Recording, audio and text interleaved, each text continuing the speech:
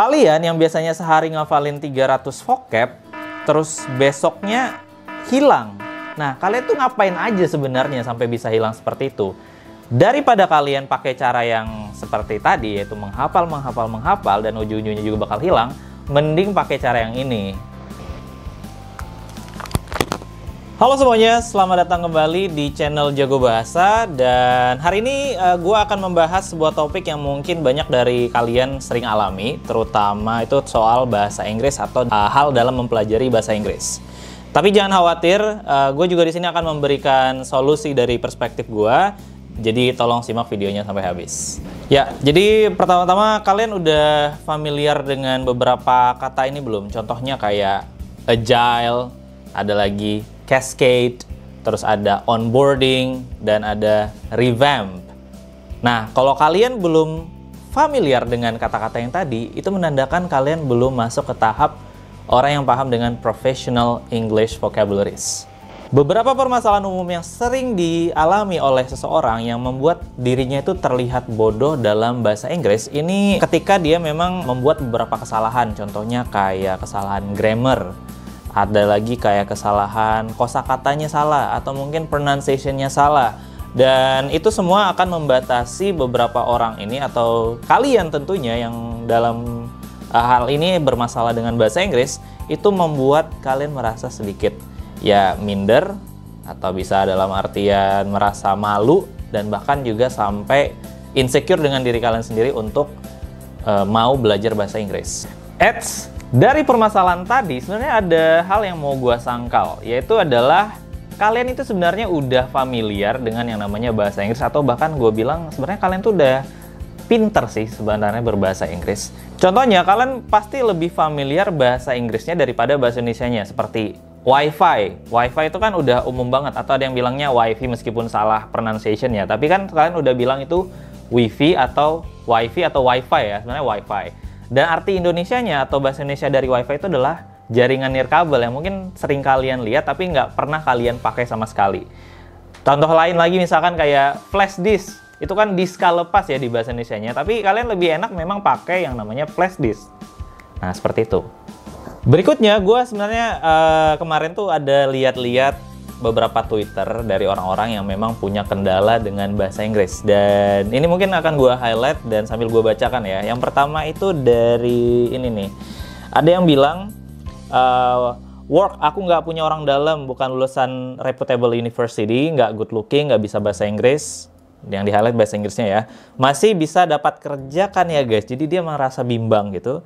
Tolong semangatin sendernya ini, semoga kalian sehat dan bisa segera kerja juga ya guys, amin. Nah ini dia, contohnya dalam dunia kerja yaitu bahasa Inggris diperlukan. Berikutnya ada dari Lina Bosanova ya. Gua kalau habis presentasi sesuatu di kantor tuh rasanya capek banget, mulut berasa lebih haus. Padahal cuma 30-45 menit. Susah ngomong bahasa Inggris, kalau ngomongnya bahasa Sunda, ngecapruk 3 jam, oke, hayulah gitu ya. Ya ini ya memang lebih susah ngomong bahasa Inggris yang kosakatanya ribet dan pronunciation-nya harus disesuaikan. Nah, itu dia permasalahan lainnya. Yang terakhir ini ada dari @manusiabumi, bikin bad mood bahasa Inggris soalnya ujiannya susah-susah. Mana bahasa Inggris aku nge-stuck di esai. Nah, ada orang yang cuman bisa di writing-nya aja gitu ya. Tapi ya gimana aku ngerjain sebisa aku, udahlah pasrah, keluar nilai berapa, sesusah-susahnya bahasa Jerman lebih susah bahasa Inggris. Please, aku bodoh di grammar. Ya, balik lagi. Jadi yang bisa kita tangkap adalah orang-orang itu kendala yang pertama di pronunciation, kedua adalah di grammar, dan yang ketiga adalah sebenarnya di kosakata yang mungkin belum cukup banyak ya. Ya balik lagi ke awal tadi, ada beberapa kosakata yang memang harus benar-benar dikuasain, terutama di profesionalnya itu ya. Tapi nih guys, sebenarnya ada dua faktor yang mempengaruhi orang itu bisa berbahasa Inggris. Yaitu pertama dari inputnya itu. Inputnya adalah listening dan reading. Ya, jadi kalian harus benar-benar menguasai yang namanya input ini. Inputnya misalkan dari reading nih, kalian baca-bacaan yang berbahasa Inggris ya. Terutama misalkan yang suka komik. Kalau gue sih lebih suka komik ya, baca komik daripada gue baca yang berbahasa Indonesia. Ya meskipun esensinya mungkin akan lebih membingungkan nantinya, tapi dari situ kita bisa belajar untuk memahami tulisan berbahasa Inggris.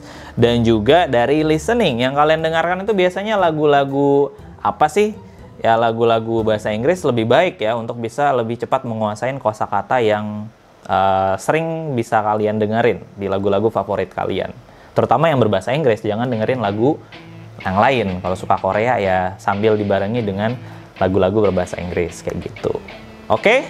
Dari dua input yang kalian lakukan tadi, yaitu listening dan reading, kalian bisa mendapatkan dua output, yaitu adalah speaking dan writing. Dimana kalau kalian sudah sering mendengarkan dan sering membaca, otomatis kalian sudah merekam entah itu kosakata, entah itu pronunciation-nya menjadi hal yang bisa kalian praktekkan dalam bentuk speaking dan writing. Jadi referensinya adalah banyakin reading dan listening, dan melatihnya di speaking dan writing. Jadi seperti itu guys. Untuk grammar itu nanti inputnya ya di bagian speakingnya, jadi seperti itu. Untuk meningkatkan kemampuan listening dan pronunciation kita, itu sebenarnya gue udah menulis beberapa hal di sini yang mungkin bisa kalian coba. Yang pertama itu kayak mendengarkan materi audio seperti lagu, podcast, atau berita. Nah dari berita misalkan, kalian dengerin aja berita-berita, atau mungkin nggak usah berita deh kalau memang terlalu berat. Dengerin kayak talk show berbahasa Inggris, itu juga menjadi salah satu faktor yang bisa membantu kalian untuk banyak tahu cara berbicara dan kosakata yang dipakai sama native. Dan berikutnya dengerin podcast-podcast. Kalau podcast kan otomatis kayak mengganti tes listening yang ada di sekolah ataupun di tes-tes bahasa Inggris lainnya lah. Jadi dengerin aja podcast yang sederhana aja ngomongnya, yang memang nggak terlalu pembahasannya terlalu berat. Nah itu juga sangat membantu. Ataupun dari lagu-lagu yang sudah saya sampaikan sebelumnya tadi, yaitu dengerin lagu-lagu yang ringan, lagu-lagu yang bernuansa slow, atau lagu-lagunya Joji misalkan, lagu-lagu mellow kayak gitu. Nah itu juga cocok buat kalian bisa memahami konteks bahasa Inggris dari sebuah lagu. Untuk rekomendasi podcast yang mungkin bisa jadi referensi kalian semua, yaitu contohnya kayak referensi podcast dari Joe Rogan. Nah itu kan dia itu easy listening ya, yang membahas topik-topik yang memang relate sama hal yang ada di sekitar kita. Ataupun podcast-podcast lainnya yang berbahasa Inggris yang mungkin jadi kalian suka. Kalian bisa tulis aja di kolom komentar podcast berbahasa Inggris yang kalian sukain buat referensi teman-teman yang lain. Nah, kalau untuk mengembangkan pronunciation itu sebenarnya dari sepengalaman saya, yang pertama kalau secara tradisional itu adalah dengan cara merekam suara kalian sendiri, terus kalian dengarkan, terus kalian coba sesuaikan sama aplikasi Google Translate atau aplikasi yang bisa ngecek pronunciation-nya sesuai atau enggak, kayak gitu. Jadi ada banyak banget platform yang bisa kalian pakai untuk mengetahui kalian sudah benar belum mengucapkan suatu kata ini, kayak gitu. Contohnya kayak mungkin ngomong sama AI kayak Elsa Speaking, atau mungkin kayak di Duolingo mungkin ya. Ini bukan promosi tapi memang beneran itu bisa jadi referensi kalian. Permasalahan yang lain mengenai kenapa kita bisa susah untuk belajar bahasa Inggris, karena di Indonesia kebanyakan kita itu fokus sama yang namanya menghafal, bukan melafal. Karena balik lagi, bahasa Inggris adalah bahasa yang memang kenyataannya harus dipraktekkan teman-teman. Bukan hanya soal dihafalkan, tapi juga dilafalkan. Jadi fokusnya adalah bukan menghafal, tapi melafal. Melafal dalam artian adalah mempraktekkan, mengulang-ulang, dan juga dilancarin lagi sampai kalian benar-benar bisa sesuai dengan yang ada di referensi kalian, misalkan di lagu, di video, atau dimanapun itu. Jadi intinya fokus untuk melatih otot-otot mulut kita ini biar terbiasa dengan kosakata bahasa Inggris yang susah. Misalkan kayak ngucapin berpikir itu kan bukan think ya, tapi ada T ketemu H, itu dibacanya kayak think. Atau mungkin ada lagi kayak ngomong itu kan bilangnya orang that. Ya, I wanna see that. Ya kalau memang kita fokus sama pronunciation, ya harusnya bilangnya that. Oke, tapi balik lagi untuk soal accent, saya nggak akan mempermasalahkan apapun accentnya, accent bahasa Inggrisnya, itu fokusnya hanyalah di pelafalannya, apakah sudah benar atau belum. Selain itu, hal yang paling penting adalah sebenarnya selain kalian melafal tadi, ketika kalian sudah dihadapkan dengan berbahasa Inggris, fokusnya adalah bukan sekedar mengingat apa yang sudah kalian hafalkan atau yang tadi dilafalkan, tapi fokus adalah switch mindsetnya. Bukan switch mindset juga sih, kayak lebih switch ketika kalian ngomong bahasa Inggris, switch yang ada di dalam pikiran kalian itu sudah formatnya adalah bahasa Inggris. Jadi kalian lebih fokus untuk ngomong full berbahasa Inggris daripada kalian harus berpikir ini dari Indonesia ke bahasa Inggris. Jadi memang sudah inputnya adalah bahasa Inggris, yang outputnya juga langsung bahasa Inggris. Kayak gitu.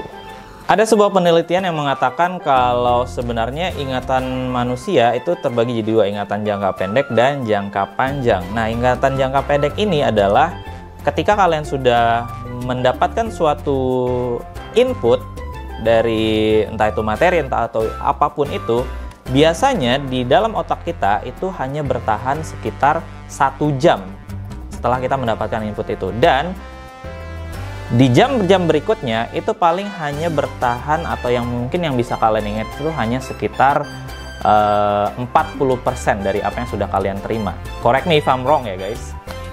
Dan agar kita bisa memaksimalkan ingatan jangka panjang kita, terutama dalam belajar bahasa Inggris, oke, tips yang pertama bisa kalian lakukan adalah seperti gunakan teknik pengulangan.